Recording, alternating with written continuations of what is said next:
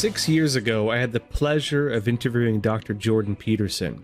This was when he had just entered the public sphere with a video criticizing political correctness. Now, at the time, the interview didn't get much traction because it was before I had Crossroads, and actually before Dr. Peterson became as well known as he is now.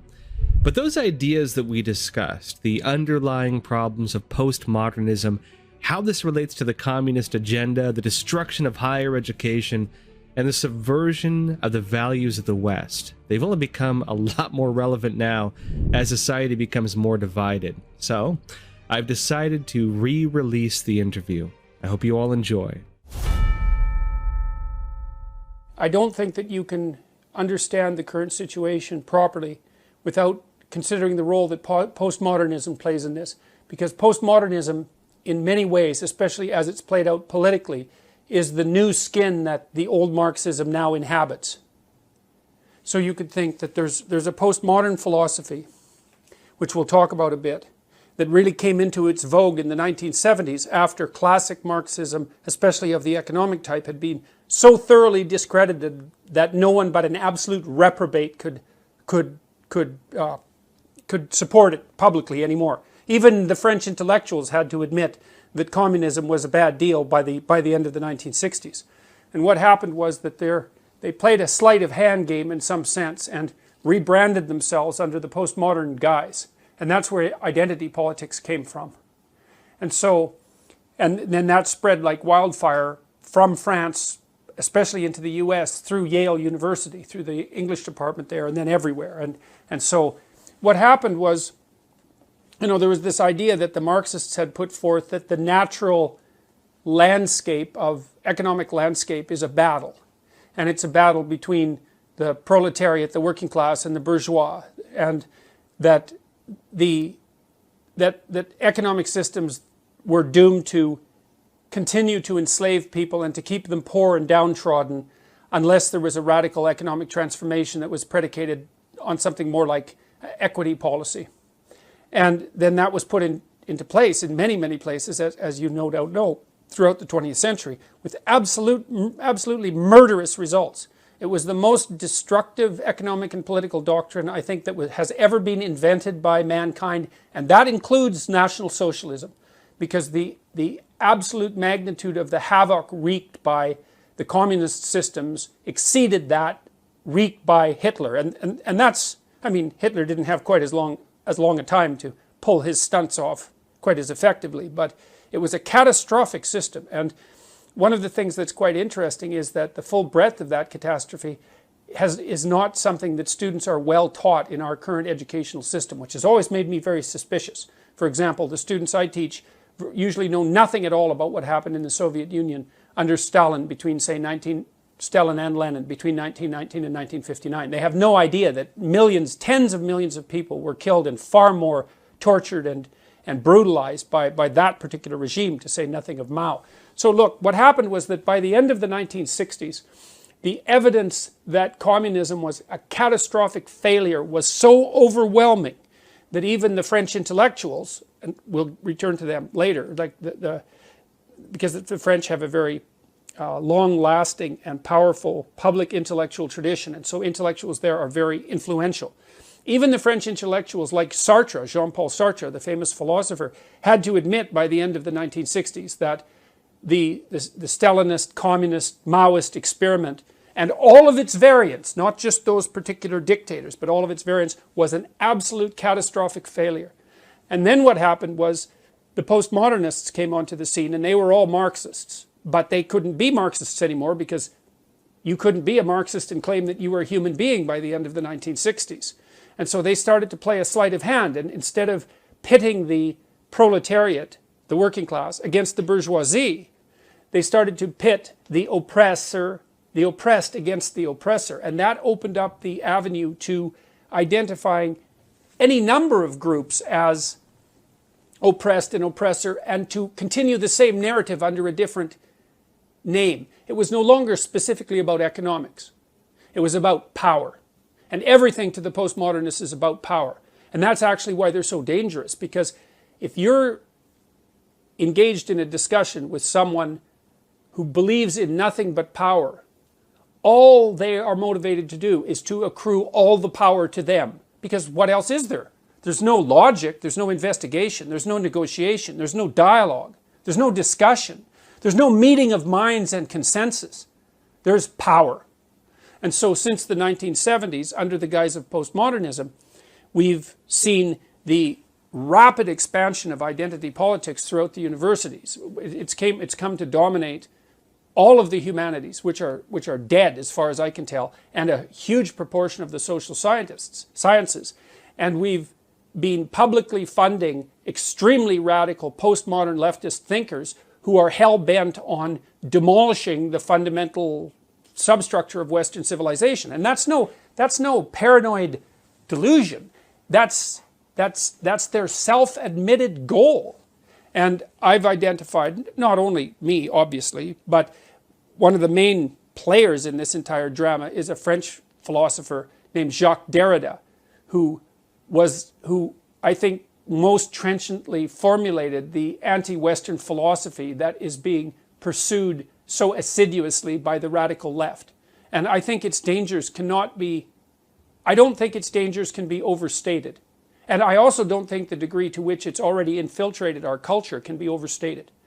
I mean, the people who hold this doctrine, this radical postmodern communitarian doctrine that makes racial identity or sexual identity or gender identity or some kind of group identity paramount, they've got control over most low to mid-level bureaucratic structures.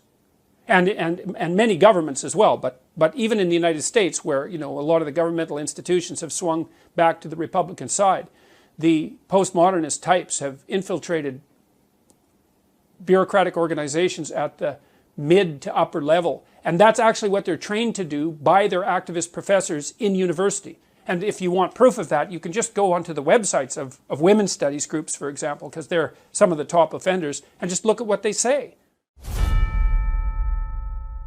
Well, that's the issue, is that caring for someone or for a group of people is a very complicated thing. And it doesn't always mean be compassionate and feel sorry for them because they're downtrodden. It's not good enough. Like a lot of the structures that we've put in place to help people over the long run are rather harsh in their operations in the short term.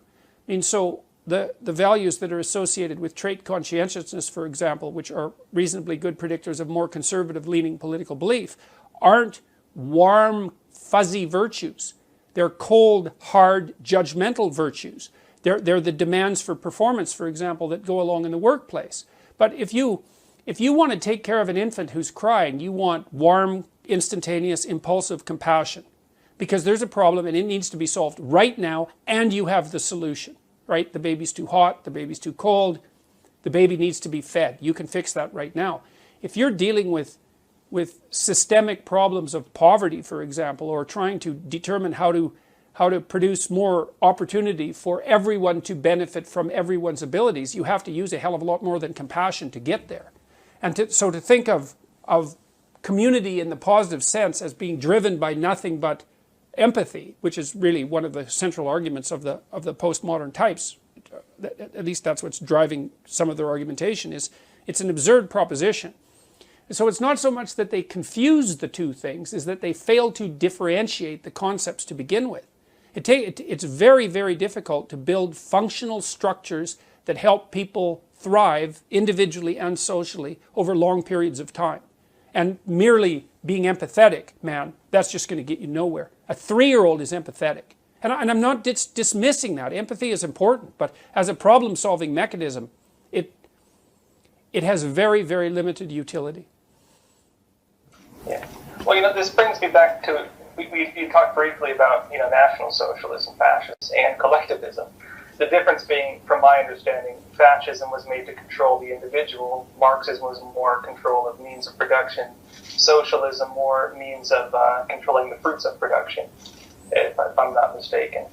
And I think we've seen the destructive nature of collectivism in destroying the individual, right? Well, I think that's actually the point in large part. I mean, Derrida, for example, coined a term he called phallogocentrism, which he regarded as the central axiomatic position of the West, that not only the Enlightenment West, but also the Christian, or Judeo-Christian for that matter, West prior to the Enlightenment.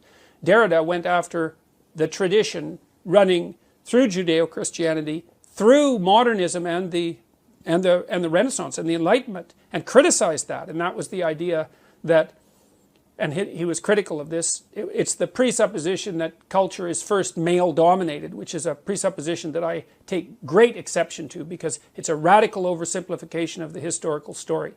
To the degree that culture was male-dominated, it was only dominated by a very small number of males. Most males were serfs or soldiers or cannon fodder, for that matter, or coal miners dreadfully toiling away for their work. Certainly as oppressed as women were in general by the absolute poverty of the conditions. You know, up till 1895, the average person in the Western world lived on $1 a day in today's money. Right, so I mean, you don't have to go back very far in time before you find everyone oppressed, but not by the socio-cultural system, merely by the absolute, insane difficulty of life itself. Well, so Derrida described the West as male-dominated, which I think is something to take serious issue with as a blatant claim. It's not differentiated enough or sophisticated enough. And he also said it was logos-centric. And that partly means logic, but there's a deeper meaning to logos, because logos is also the second person of the Christian Trinity. And Derrida knew that perfectly well. And so his criticism, Derrida was a smart man, make no mistake about it, and lots of the things he said were correct. Like, one of the propositions he laid forth was that there is a near infinite number of ways of interpreting any situation or any text, which happens to be technically true. And that's been discovered in all sorts of fields, including artificial intelligence. So the central claim that he begins with is actually true. And it's not surprising that it had such a powerful effect on the humanities, because it's actually an extraordinarily powerful and undermining idea. But he took it much far. He took that idea in directions that I don't think it should have gone in at all. But the logocentric idea is his criticism of the idea of the logocentric society is a deep criticism of the idea that the individual as a speaking force, as a communicative force, is the appropriate highest value upon which a culture should be built. He took that apart and criticized it. And so that's a deeper criticism, I would say, even than Marx's criticism, which was mostly about unequal power relationships. Derrida went deeper than that. And the postmodernists that occupy the universities are anti-individual right down to the bedrock. And so that's partly why they push collectivism to such a degree. They don't give a damn who you are. They care what your group identity is. And that's that. Okay, so here's the claim. And there's actually people who do this professionally, by the way. They analyze businesses and other organizations by these strategies. And these are often these people, they call themselves diversity consultants, for example. Okay, so here's the claim. Imagine that you take a hierarchy of some sort, like a law firm, a big law firm. Then what you do is you analyze the hierarchical structure of the law firm. Then you break down the representation of the people in the law firm by their identity categories. So how many men, how many women, how many transsexuals. But then you don't stop there, and this is actually part of the technical problem with the approach. You divide them by race. You divide them by ethnicity. You divide them by sexual identity. Okay, so imagine there we've got 6 categories already, 6 or 7 categories. Now, of course, obviously race is further divisible, as is ethnicity, as are such things as attractiveness, right? So there's all sorts of ways of dividing people into groups axiomatically, and there's no self-evident way of determining which of those group divisions should be superordinate. And that's partly how the leftists, the radical leftists, can keep gerrymandering the game, because they can just keep playing games with the group categories. In any case, you take the organization, you take the bottom hierarchy and you say, the bottom rung, and you say, okay, well, is it 50% men and 50% women? And if the answer to that is no, then you make the claim that the reason for that is because of systemic oppression and prejudice. oppression, prejudice, bigotry, and usually misogyny. Then you make the case that the people who are organizing the organization are bigoted and misogynist, even if it's not consciously, unconsciously, so that's the unconscious bias aspect. Then you put forward a plan that can include quotas, and increasingly will be, to ensure that that hierarchical level is now equal in proportional representation to the population itself. Now, of course, conveniently, you also get to determine which population you're going to compare it to, because that's one of the ways that you get to keep the power when you're doing this. You get to decide which groups people are going to be identified with, even though there's a near infinite number of ways people could be divided into groups, and you get to decide which population you're going to compare it to. So you can keep everybody unstable and off kilter permanently with that sort of approach. Well, then you go into the organization and you make anti-unconscious bias training, for which there is zero for the utility of which there is zero evidence for the utility of that intervention from a scientific perspective. In fact, some of the scientific evidence suggests that if you make unconscious bias training mandatory, you make prejudice worse. And maybe that's because people don't like to be called bigots and misogynists and to be put through retraining in a mandatory way. Okay, so then you do that in analysis at each rung of the organization. Now, you might say, well, why do you do that? Well, the putative reason is equity.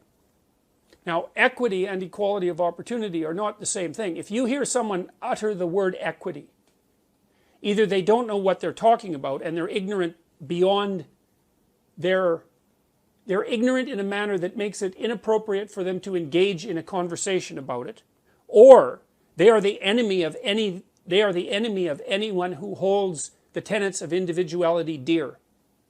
Because equity means equality of outcome. And so the real postmodern radicals are using community to mean equity, and equity to mean equality of outcome. And so then they get to divide up the groups into whatever groups they feel are the groups that people should be divided into now. And then they get to go make their claims of oppression and misogyny and bigotry and all of that. And one of the huge advantages that accrues to them in doing that, and since it's all about power, is power. And that's the game that's being played out. And that's happening unbelievably quickly. The equity issue is something it's absolutely unbelievable to me how rapidly people have started to talk about equity and to actually think that that's a reasonable goal. Now, the alternative is to let people sort themselves out more or less in a free market manner, allowing for the possibility that there are genuine differences between people in intelligence, temperament, and interest, and the notion that those things differ and that a tremendous amount of that difference is a consequence of underlying biological reality is overwhelming. And the humanities types, the postmodernist types, they know they've lost the scientific battle over this. The whole idea that people are a blank slate and that everyone's equal at birth and that everything that makes people differ is a consequence of socialization, that bloody idea has been dead among anybody who's reasonably educated as a scientist. That's been dead since, I would say, mid-60s. Dead. It's not, no one even talks about it. But among these postmodernist types, man, they don't give a damn for facts. In fact, facts for them are merely whatever the current power hierarchy uses to justify their acquisition of power.